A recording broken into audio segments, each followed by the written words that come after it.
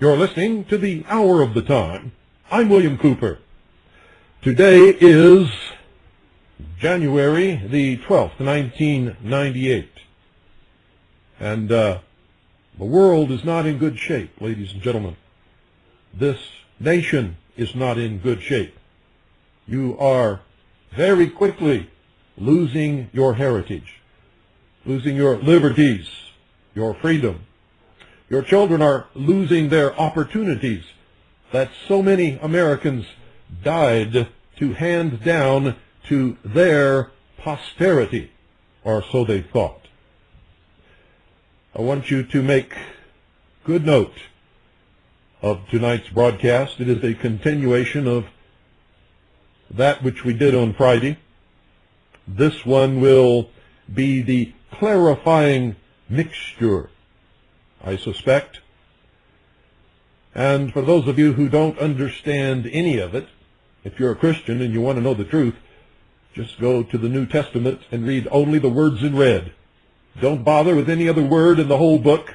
Read only the words in red, for they will lead you to the right path and to the gate, which is narrow.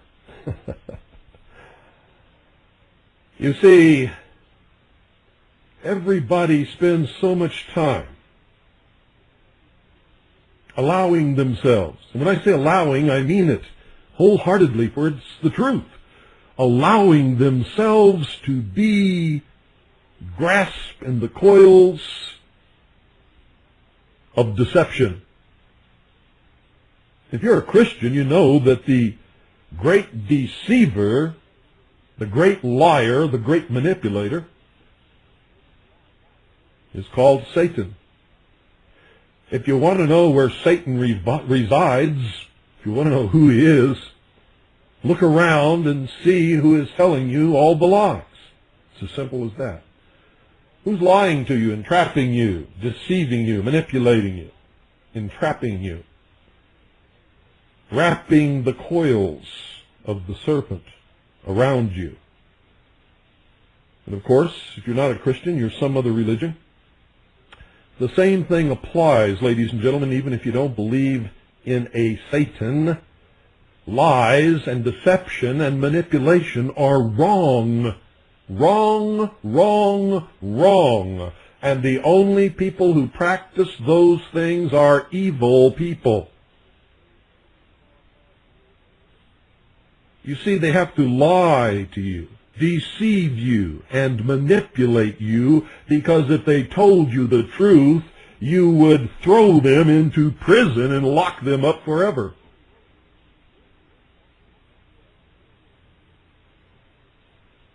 Now, if you're a Christian and you want to know the truth, go to the red words in the Bible. Don't bother reading any other word in the whole book. They will confuse you.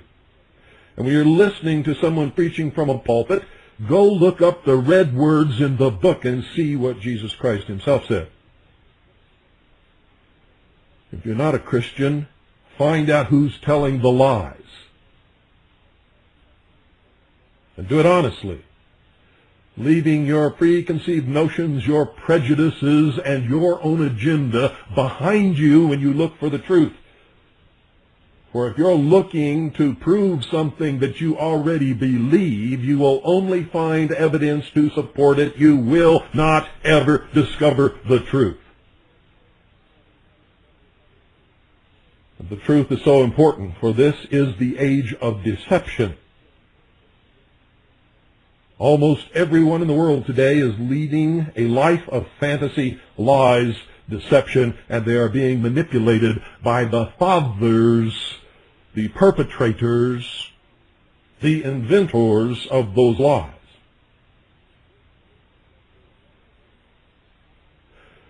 For instance, I really don't have to spend hours on this British Israelite master race, God's chosen people, all this other kind of stuff thing. All I have to do is quote one thing that Jesus Christ himself said. For all of this is being manipulated in Christianity and Zionism. And it's all a lie. Jesus Christ said, Whosoever shall believeth in me shall have everlasting life.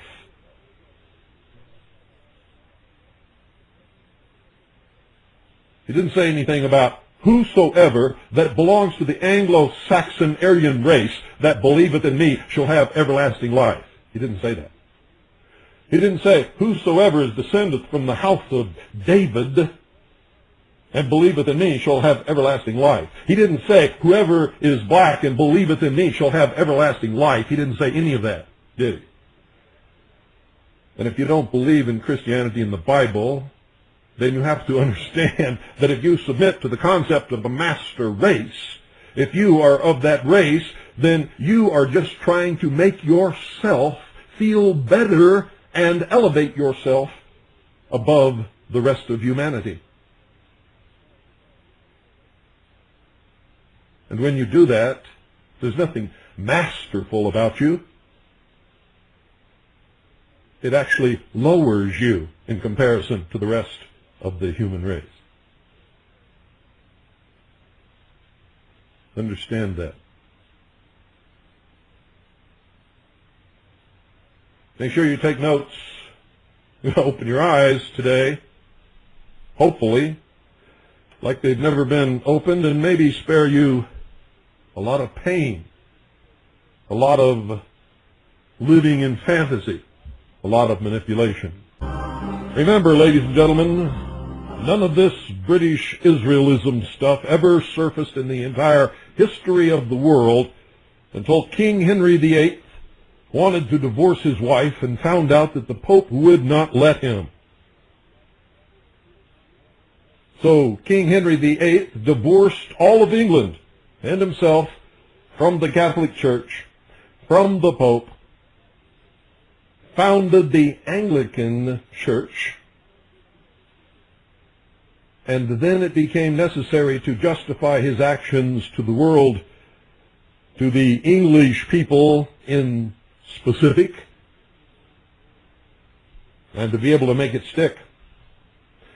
Somewhere down the line, the Royal House of England invented a family tree connecting them directly by descendants to the Royal House of David, and thus to the Old Testament, the lineage of the divine right to rule, or so they claim.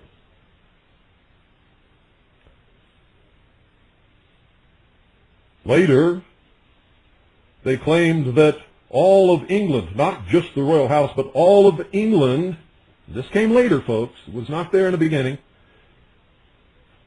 all of England were the descendants of the 10 lost tribes of Israel, which according to the Bible were never lost at all,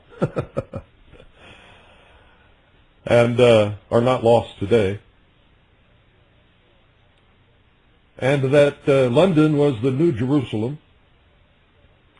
And then later, they extended that to the entire Anglo-Saxon race, cutting off the German peoples, claiming that the ancient Aryans were the enemies of the state of Israel, or the race of Israel, as they have come to make it. And then later, forgot all about that and reabsorbed the Aryan, so now it's the Aryan Anglo-Saxon American people. Discounting the original Native Americans, of course. And we take off from there.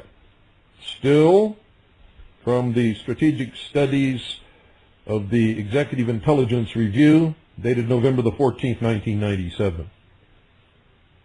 Although the preconditions for British Israelism were rampant in England, the first formal statement of the ideology did not occur until the 1790s, when Richard Brothers, a Royal Navy officer who had fought against America in the Revolutionary War, began to write that England was not just theoretically the New Jerusalem, but that the English people themselves were descended from the lost tribes of Israel, and that they must restore the temple in Palestine. The time for such theory was not ripe, and Brothers was suspected of being a radical and was ultimately confined to an insane asylum, which is exactly what they should be doing with Pastor Pete Peters and all of these other people who are propounding this nonsense to the world and sucking a lot of innocent people into the coils of that old serpent. Around 1840, however, a decision was made somewhere at the Colonial Office or the East India Company headquarters to revive Sarpi's old method of religious manipulation, and the next few years would see the rise of two interrelated cults which would become a major weapon in British foreign policy. First, Irish clergyman John Nelson Darby started publishing texts which he claimed decoded the secrets of the Bible and prophetically laid out the fast-approaching apocalypse. Darby's theories, which we today call pre-millennial dispensationalism, had several striking components. Number one, the millennial kingdom of Christ will sweep away all civilization, and the only people saved will be a tiny group of elect who will be raptured physically into the new kingdom. Two, the evil power in the world is Gog, spelled G-O-G, as identified in Ezekiel, who will sweep down on Israel and begin the end days. Darby confidently identified Gog as Russia.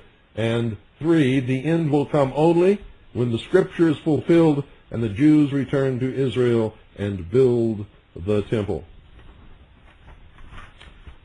How did the state of Israel come into existence, ladies and gentlemen? Check your history. Almost simultaneously, one John Wilson picked up the theories of Richard Brothers and published Lectures on Our Israelitish Origin in 1840, claiming, also on the evidence of biblical secret knowledge, that the 10 tribes migrated to Europe after the destruction of the Second Temple, primarily turning into Christian Englishmen and Germans. The racially inferior tribes of Judah, said Wilson, remained in Palestine and became the modern Jews, and they believed that and preached that for a long time. And today, they say the Jews that call themselves Jews today speak Hebrew and practice the ancient Hebrew religious ceremonies and holidays, are not Jews at all. Are not Jews at all. They're not even from the tribe of Judah now today. See, these people change their story about every 20 years. No, they're really folks from some weird tribe in the mountains of what used to be called the old Soviet Union. Khazars is the name. The British Israelites claim there are no real Jews alive today.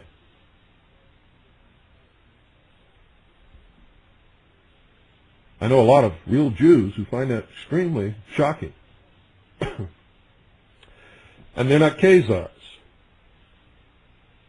They are the real descendants of the real Israelites and the real 10 tribes. They are of the race known as Shemites, or Semites, which include the Arab people also.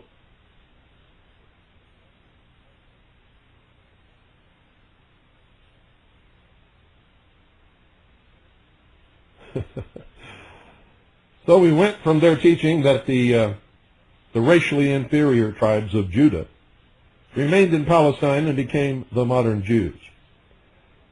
You see, that flies in the face of everything they say. Because if you've studied the history of the Middle East, you know that the state of Israel was not that ruled, ladies and gentlemen, by the house of David. The house of David was of the tribe of Judah. The house of David and the tribe of Judah warred against and conquered the state of Israel. That's the true history of the region. Yet these people claim that they have the divine right to rule, and they are superior race to all of the people because they are descended from the house of David and the original Hebrew race from the state of Israel, the ancient country of Israel, which wasn't a country that encompassed all of the 10 tribes of Israel. There were several small countries, the most powerful of which emerged as the tribe and the country of Judah and conquered all the rest under the house of David. Don't believe it? Look it up. These people are so confused they can't even find their way to a library and a history book.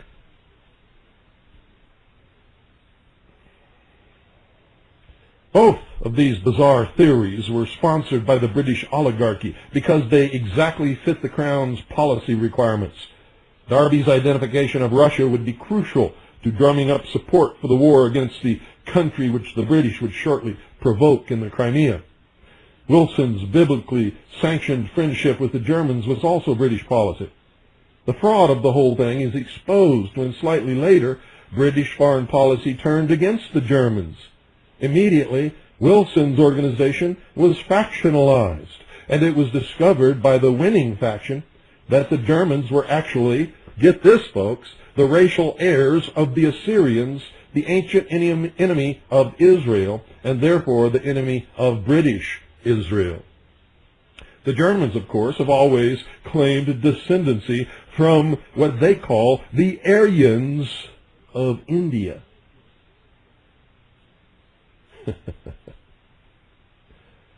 Actually, it's a term that was invented by Helena Petrovna Blavatsky. And both Darbyites and the British Israelites provided invaluable assistance in firmly turning the attention of the British population to Palestine and the need for the rebuilding of the temple. The timing was crucial. In 1840, British Foreign Secretary Lord Palmerston had unofficially committed the British Empire to Zionism. That's no secret. I've been telling you that for many, many years. And the creation of a British-controlled entity in Palestine. And that, folks, is the real secret to the creation of the State of Israel in the Middle East. On the one hand, Britain needed to ensure that the increasing chaos in the Ottoman Empire did not invite other great powers from developing influence there. On the other, it needed to protect the land routes to India and its growing colonial empire. It also, ladies and gentlemen, would give people who believe in the prophecies of the Bible in the book of Revelations the belief that prophecy was being fulfilled, and would further elevate the British Israelites as the superior or master race in the world.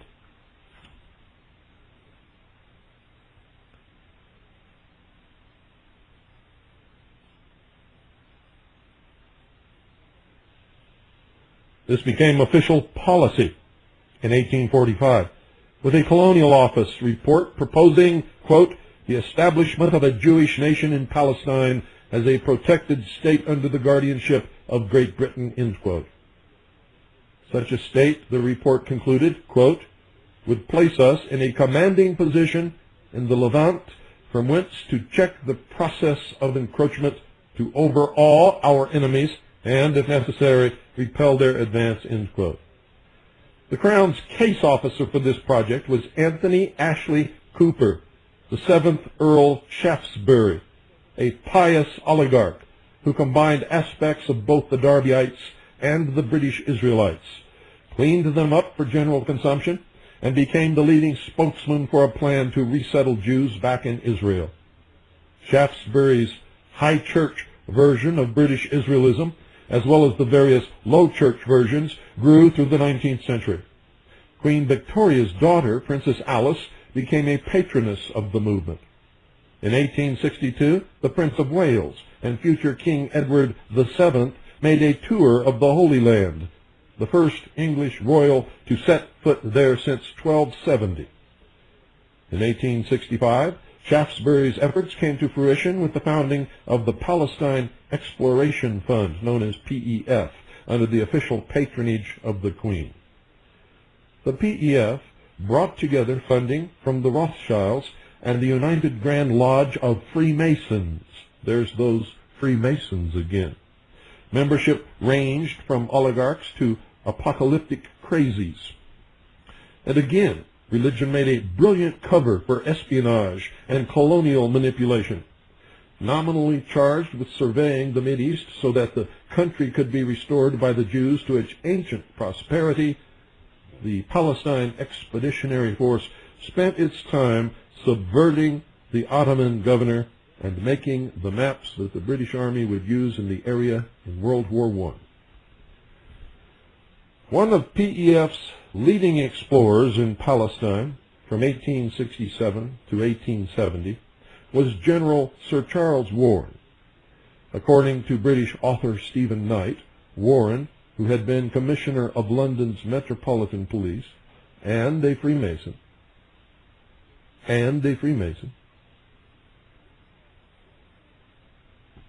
oversaw the cover-up of the Jack the Ripper murders, protecting both the United Grand Lodge of Freemasons and the fact that the Prince of Wales had had an illegitimate heir by a prostitute. The chief of criminal investigations on the case for Scotland Yard was Sir Robert Anderson, who was a follower of John Nelson Darby. Warren is credited by Masonic sources with virtually rediscovering the project of rebuilding Solomon's Temple. He founded the Quatuor Coronati Lodge 2076, which, under the guise of being the, quote, research lodge, end quote, within the United Grand Lodge of England, has been active to this day, collaborating with Zionists in attempts to create holy war in the Middle East by blowing up the Muslim shrine Haram al-Sharif on the Temple Mount in Jerusalem in order to rebuild Solomon's Temple. Ironically, when the Quatuor Coronati Lodge succeeded in taking over Theosophy, it spun off the Hermetic Order of the Golden Dawn, run by the satanic SIS officer Aleister Crowley, who was a major influence upon the Thule Society that gave birth to Adolf Hitler's movement and much of the intercult belief structure of the Allgemeine SS. If you study the history of Nazi Germany, you'll find that it came right out of the occult lodges of the Thule Society and Freemasonry. In 1919, the 40-odd British Israelite organizations were consolidated into the British Israel World Federation, also known as BIWF, which today spans the British Empire and permeates the United States. The first patrons of the BIWF were the Marchioness of Hertford and Admiral Sir Richard Pierce. This consolidation followed two developments that were the work of British leaders who had been influenced by British Israelism. The first was the 1917 conquest of Palestine and entry into Jerusalem by Field Marshal Lord Allenby, which was intended to achieve a Palestinian mandate for the British Empire at the Versailles Peace Conference.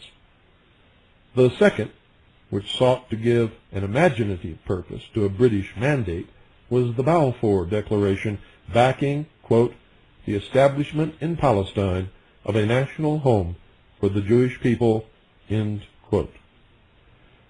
The Balfour Declaration was nowhere more joyously celebrated than in the Darbyite and British Israelite congregations in England and America. But the joy had little to do with the Jewish people.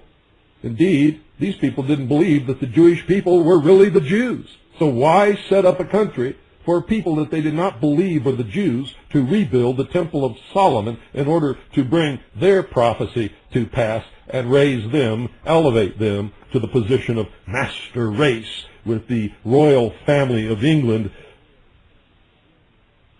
identified as the only direct descendants of the truly holy bloodline with the divine right to rule, related to Jesus Christ, who was also of the house of David. You see how these lies and this manipulation works? While saying that the Jewish people are not really the Jewish people, they want to recreate the state of Israel with the Jewish people that they claim are the subrace. I tell you, ladies and gentlemen, these people are sick. Literally sick, mentally ill. Except for the ones who are really inventing the lies and pulling the strings and doing the real manipulating. They know exactly what they're doing, and there's nothing insane about them at all. They don't believe their own lies. They just believe that it's going to carry them into a world government that they will then rule. And that's what you need to really understand. For that's really the heart and soul of all of this. The common man has never been told the truth throughout the history of the world, except by a very few people. And when those very few people told the common man the truth, they generally did not ever believe them, choosing instead to believe the lies. I find it absolutely amazing, for the truth, elusive though it may be, can be found by anyone who wants to take the time to look for it. The so-called patriot community in the United States of America and some militia organizations are permeated with these people who call themselves Christian identity or British Israelites. There is nothing patriotic about them. They exist solely to be manipulating and destroying the United States of America and the Christianity which they claim to be so much a part of. And that's the truth of the matter. These are truly subversive organizations, and are not in the best interest of anyone who believes truly in liberty and freedom for all people, regardless of race, religion, or point of ancestral origin. The consolidation that took place in 1990, uniting the 40-odd British Israelite organizations, followed two developments that were the work of British leaders who had been influenced by British Israelism. The first was the 1917 conquest of Palestine and entry into Jerusalem by Field Marshal Lord Allenby. The result, ladies and gentlemen, was the ultimate formation of the State of Israel, to be peopled by the very people that the British Israelites claimed were not the Jews.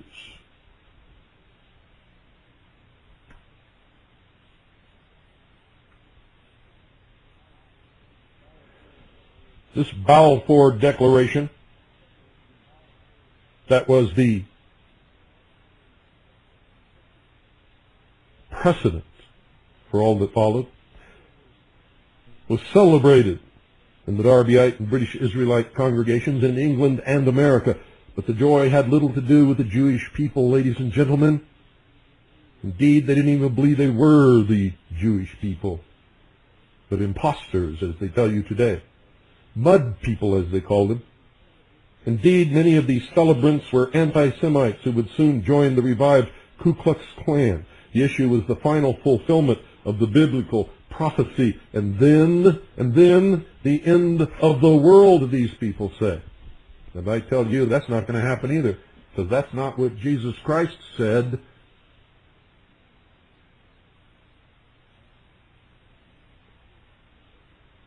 Is it? He didn't say there was going to be an end of the world. Neither does the original Bible. And every Bible that says it's going to be the end of the world is a mistranslation. The original word in the Greek and the Hebrew means age. It will be the end of the age. Both British Israelism and Darby's prophetic apocalypticism were surprisingly welcome in America. Since both contained a Gnostic core belief, they were not altogether foreign to the theological ideas of many transplanted Puritans. Large factions of the American Puritans could easily be classed as Gnostics. Some early Puritan settlers even came up with a version of Israelism and believed that Native Americans were among the lost tribes of Israel. You know that as the Mormon Church, or the Church of Jesus Christ of the Latter-day Saints. And again, folks, I don't care what religion you belong to. That's up to you, as long as you belong to it in the truth. As long as you know the truth and you choose to still believe it anyway, I'll fight and die for your right to worship at that altar. It only becomes bad when you, in believing your religion, try to foist your religion on the rest of us. Make us conform to your worldview. Try to make everyone who believes in liberty and freedom eat and drink and think and live and sleep and bow down to whoever you bow down to. That's wrong. And I don't care what religion it is that you belong to. I'm talking to everybody listening to this broadcast. Everybody. Live your life. Believe what you wish. Worship at whatever altar you wish. I will support that even unto death. I will not support your attempting to take away my liberties and freedom to invoke whatever your particular religion or belief believes should be my government or my life. That I will oppose also unto death.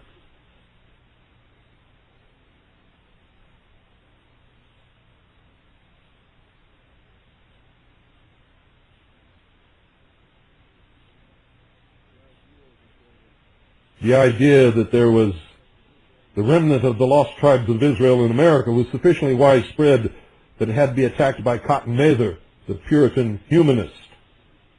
Right or wrong, this is the history of it. The continued effect of Puritan forms of Gnosticism and its use by Britain can be seen in the work of Jonathan Edwards, who started the first big wave of revivalism in the first half of the 18th century. After studying Locke's psychological doctrines, Edwards came up with his own theory of religious affections. The realization that rhetorically conjuring up horrific images of hellfire might have a dramatic effect on susceptible minds, his famous sermon, Sinners in the Hands of an Angry God, with images of the sinner's soul as a tiny spider held by a thread over a pit of everlasting torture, created a preaching format still used today. But all of that emerged from a well-known classic known as Dante's Inferno, the concept of a hell where there is a perpetual fire burning the souls of sinners did not exist until that book was published. Edwards' Great Awakening succeeded in creating mass hysteria in large parts of the Northeast, coming into direct conflict with American leaders like Benjamin Franklin and other followers of Cotton Mather, who wanted to fire up the population to build a nation. Edwards' son-in-law was Aaron Burr, the murderer of Alexander Hamilton, who presided over the American chapter of the British Hellfire Club, the secret society devoted to the philosophy of Bernard de Mandeville, who argued against any interference by the state in private vices, no matter how satanic. And that is the identifying mark of an Illuminist. It was Burr who saw that Edwards was made president of the House of Orange's Princeton University. Now, folks, neither Darbyism nor Israelism were very popular in themselves in America through the 19th century, although the British attempted unsuccessfully to capitalize on biblical prophecies about Russia, known as the evil Gog, to undermine Abraham Lincoln's Civil War alliance with Russia. Many of you know nothing about that.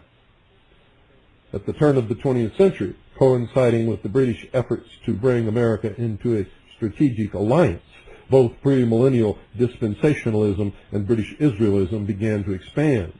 Most of you don't understand that England sided with the South during the Civil War, hoping to split the United States of America in half so that England could eventually reconquer this continent.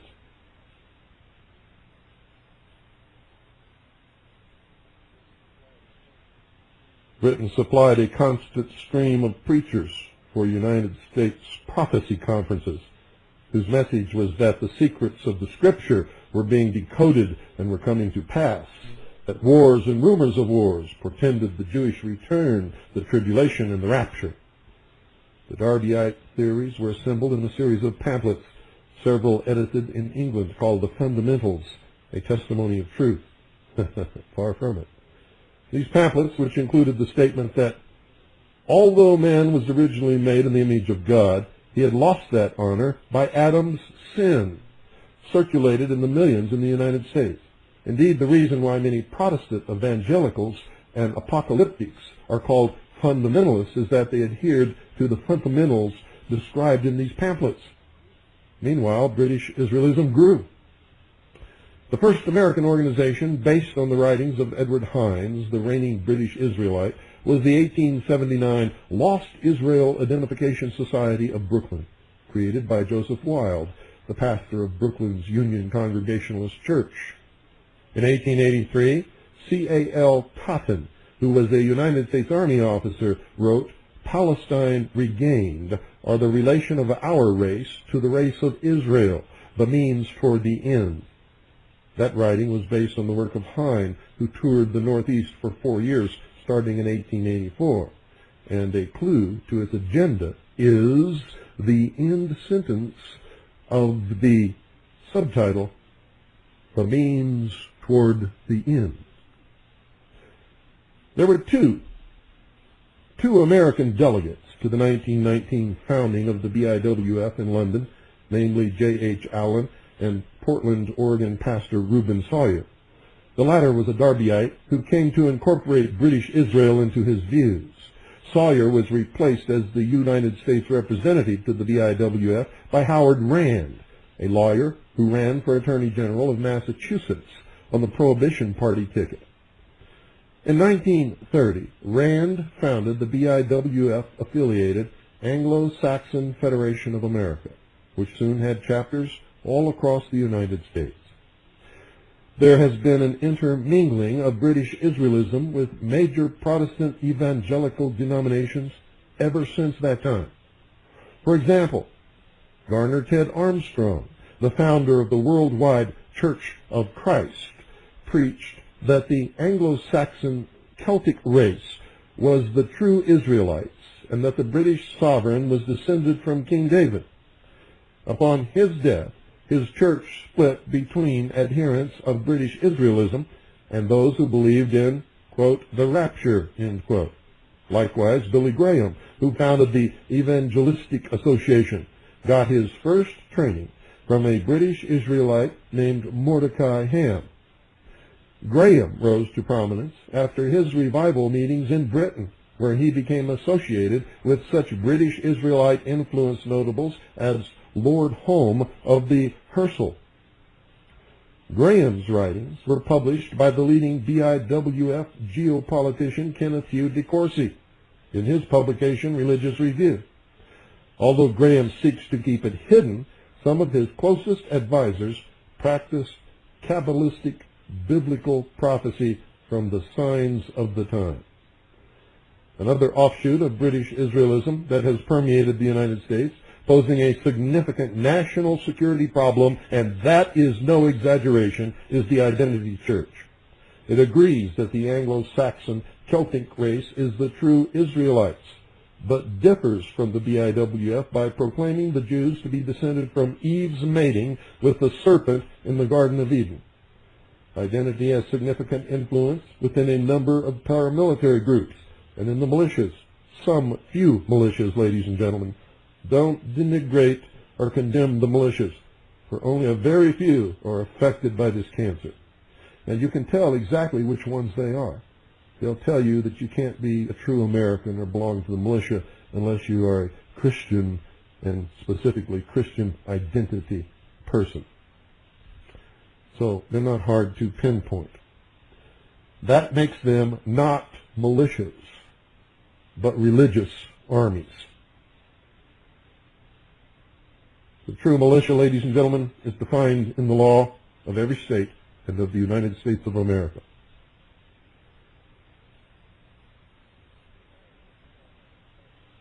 There are an awful lot of so-called patriots, however, who are Christian identity British Israelite.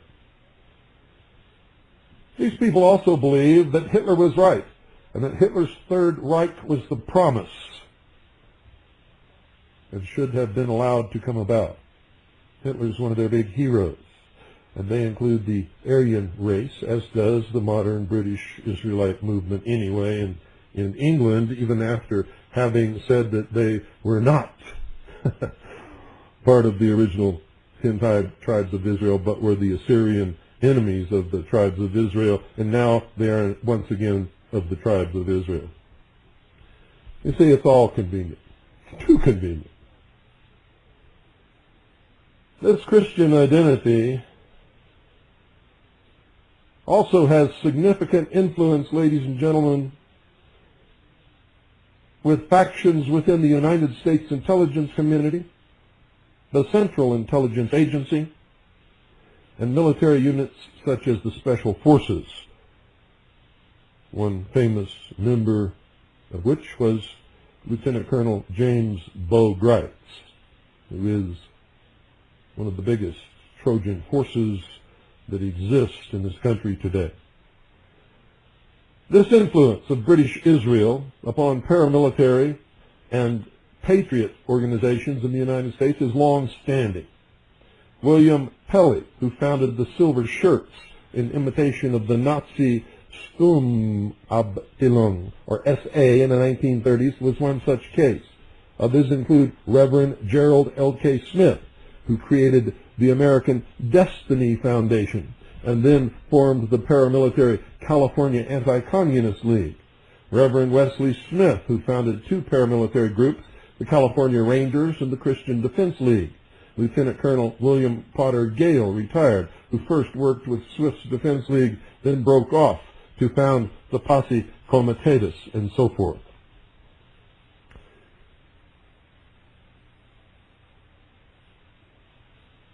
And that brings us to Kenneth Hugh DeCourcy.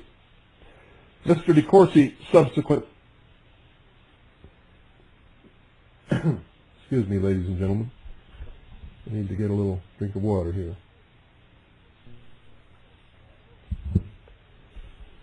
DeCourcy, a protege of British SIS Chief Sir Stuart Menzies, was born November 6th in 1909.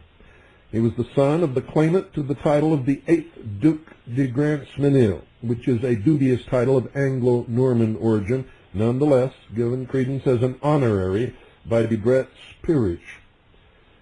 DeCourcy has had numerous high-level associates, I should say, within the Club of the Isles, and he is one of the leading apologists for the House of Windsor's involvement in the drive to impose Adolf Hitler upon a prostate Germany for a drive to the east against Russia. Among his Club of the Isles friends who were involved in the project were His Royal Highness George Duke of Kent, who was also a leader of the United Grand Lodge of England, and King Edward VIII, who was forced to abdicate because of his pro-Nazi views, when by 1936 a faction of the Club of the Isles had come to see Hitler as a dangerous Frankenstein monster. DeCourcy remained faithful to the Duke of Windsor, even after the Duke was known to have entered into negotiations with Hitler to be restored to the throne of England by the Wehrmacht. DeCourcy was very close to the evangelical Lord Home of the Hersel, who was with Prime Minister Neville Chamberlain at Munich. However, the egotist Kenneth Hugh DeCourcy made the mistake of placing some of his records on file at the Hoover Institution's archives, including a document he claims he wrote in Wormwood Scrubs Prison while serving a sentence there for financial fraud.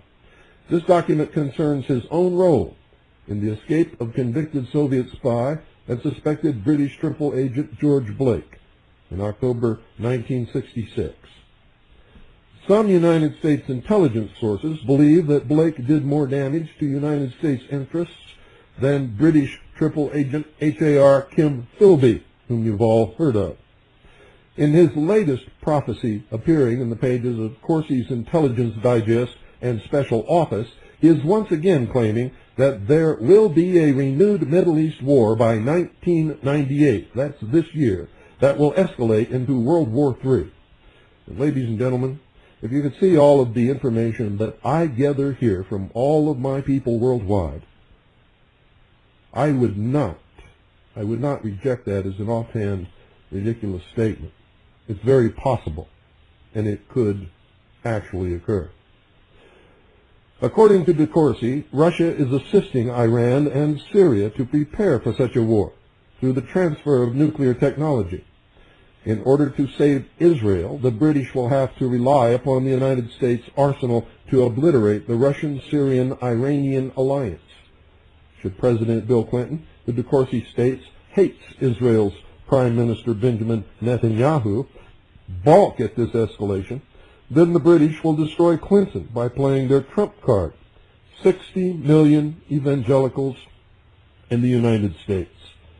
The situation is such that Netanyahu may himself launch a preemptive nuclear strike.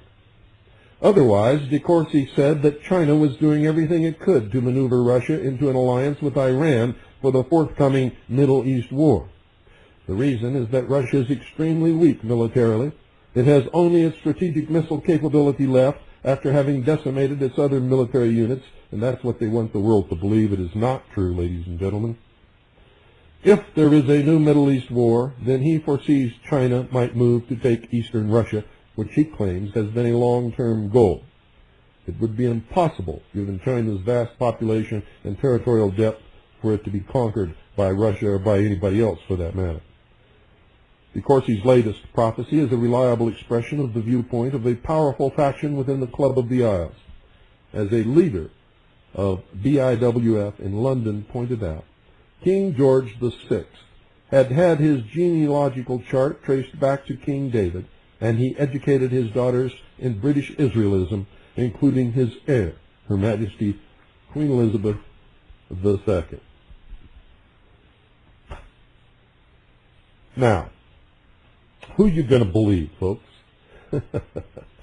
For I tell you that everyone who believes in this scam of British Israelism or Christian identity is, in effect, and in reality, calling Jesus Christ a liar.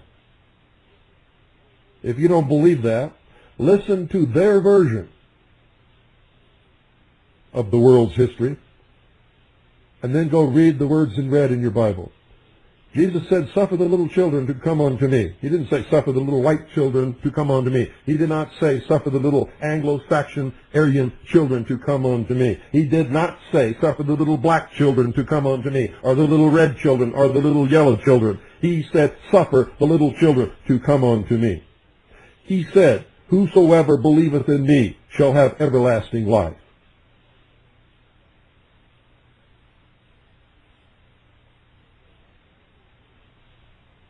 He said a lot of other things, ladies and gentlemen, all that say the same thing, that he was, if you're a Christian, and you must believe this if you're a Christian, he was the salvation of all humanity. He was the end of all pain and suffering. He was the standard around which all people, rich and poor, sick, healthy, lame, black, white, yellow, red, purple, green, I don't care, to end all of the wars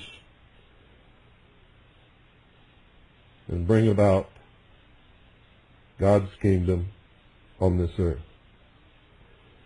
Anybody who tells you anything different from that is calling Jesus Christ a liar. If you don't believe me, you read his own words in red in the Holy Bible. If you don't believe in Christianity, or even in any other religion, the answer to the problems of the world is not the Mormon Church. It is not the Southern Baptist Church. It is not the Seventh-day Adventists. It is not the Presbyterians. It is not British Israelism. It is not atheism. It is simply to follow the teachings and the admonishments of the greatest men who have ever lived upon the face of this earth, one of which was Jesus Christ, who told us the truth, and we haven't listened yet. And even though we have his words at our disposal, within arm's reach in almost every home or in every library throughout the world, people still go and listen to these lies and believe them. Go back and read that Jesus Christ contradicted every single thing that these people are teaching you, and you still don't understand it. Can't get it through your head. He said, "Wheresoever you shall gather in my name, there shall I be also."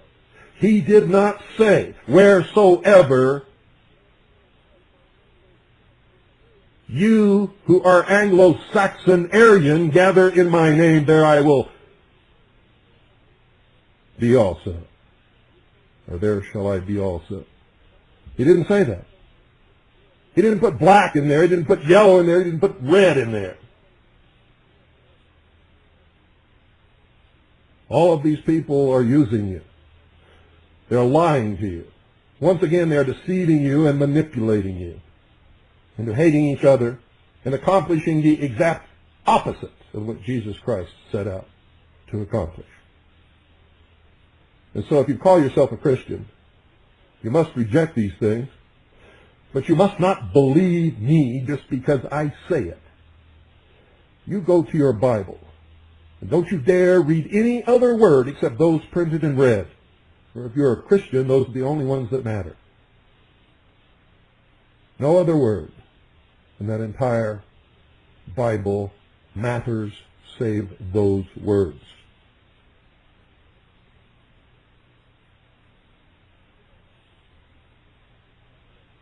Good night, ladies and gentlemen, and God bless each and every single one of you. And your own agenda behind you when you look for the truth. For if you're looking to prove something that you already believe, you will only find evidence to support it. You will not ever discover the truth. And the truth is so important, for this is the age of deception.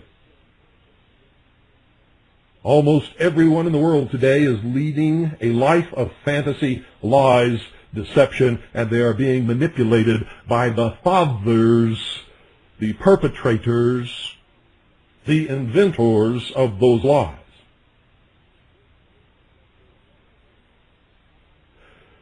For instance, I really don't have to spend hours on this British Israelite master race, God's chosen people, all this other kind of stuff thing. All I have to do is quote one thing that Jesus Christ himself said. For all of this is being manipulated in Christianity and Zionism. And it's all a lie. Jesus Christ said, "Whosoever shall believeth in me shall have everlasting bread, for they will lead you to the right path and to the gate, which is narrow."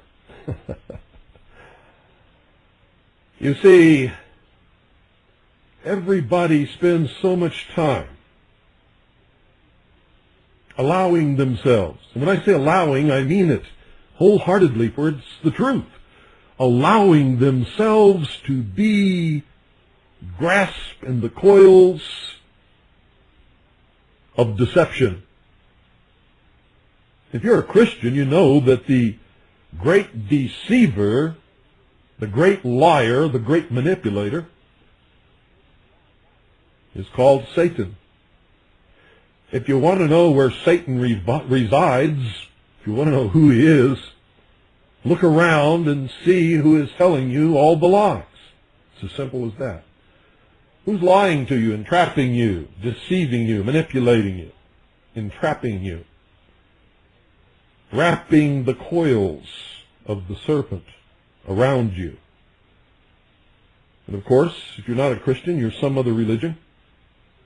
The same thing applies, ladies and gentlemen, even if you don't believe in a Satan, lies and deception and manipulation are wrong. Wrong, wrong, wrong. And the only people who practice those things are evil people.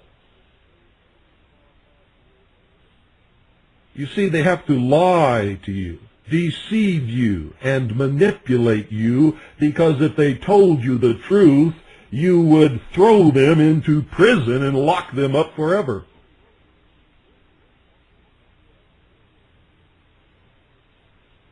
Now, if you're a Christian and you want to know the truth, go to the red words in the Bible. Don't bother reading any other word in the whole book. They will confuse you. And when you're listening to someone preaching from a pulpit, go look up the red words in the book and see what Jesus Christ himself said. If you're not a Christian, find out who's telling the lies. And do it honestly, leaving your preconceived notions, your prejudices in life.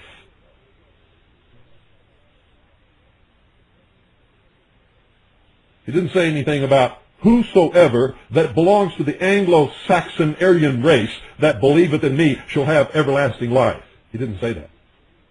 He didn't say whosoever is descended from the house of David and believeth in me shall have everlasting life. He didn't say whoever is black and believeth in me shall have everlasting life. He didn't say any of that, did he?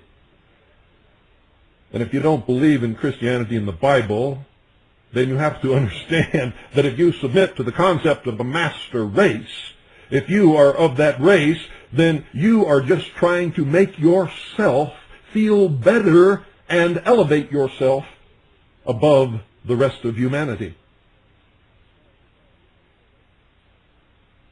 And when you do that, there's nothing masterful about you. It actually lowers you in comparison to the rest of the human race. Understand that. You're listening to the Hour of the Time. I'm William Cooper. Today is January the 12th, 1998. And the world is not in good shape, ladies and gentlemen. This nation is not in good shape. You are very quickly losing your heritage, losing your liberties, your freedom. Your children are losing their opportunities that so many Americans died to hand down to their posterity, or so they thought. I want you to make good note of tonight's broadcast. It is a continuation of that which we did on Friday. This one will be the clarifying mixture, I suspect. And for those of you who don't understand any of it, if you're a Christian and you want to know the truth, just go to the New Testament and read only the words in red. Don't bother with any other word in the whole book. Read only the words in red.